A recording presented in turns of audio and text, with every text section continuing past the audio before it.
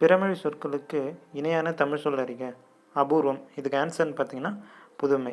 இது எப்படி ஞாபகம் வச்சுக்கலான்னு பார்த்தீங்கன்னா, புதுமையாக ஒரு விஷயம் நடக்குதுன்னா அது கண்டிப்பாக அபூர்வமாக தான் இருக்கணும். ஸோ அப்போ புதுமைங்கிறதுக்கு அபூர்வம். ஸோ செகண்ட் ஆப்ஷன் பார்த்தீங்கன்னா அதிசயம். ஸோ இது கூட ஆக்சுவலாக உங்களை வந்து கன்ஃபியூஸ் பண்ணலாம். அபூர்வம்னா அதிசயமாக இருக்கும், அபூர்வமாக நடக்குதுன்னா வியப்பாக கூட இருக்கும்.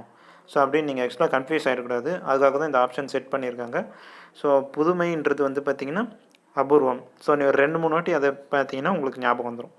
ஸோ செகண்ட் ஆப்ஷன் பார்த்தீங்கன்னா அதிசயமுக்கு ஆன்சர் தான் வியப்பு. ஸோ நீங்கள் கொஞ்சம் கேர்ஃபுல்லாக பார்த்துக்கணும். அதிசயம்னா வியப்பு, புதுமையாக நடந்தால் அது அபூர்வம். ஸோ இது ஆப்ஷனில் நீங்கள் கன்ஃபியூஸ் ஆகி போடுறதுக்கு நிறைய சான்ஸ் இருக்குது. ஸோ ஆப்ஷன் 4 பார்த்தீங்கன்னா வரலாறு. வரலாறுன்றதுக்கு சரித்திரம். ஓகேங்களா? வரலாறுனா சரித்திரம்.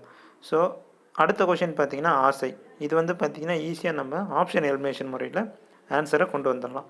இப்போ நமக்கு என்னெல்லாம் தெரியும்னு பார்ப்போமா? ஆப்ஷன் 2 வந்து பார்த்திங்கன்னா ஆனந்தம். ஆனந்தம்ன்றதுக்கு மகிழ்ச்சி.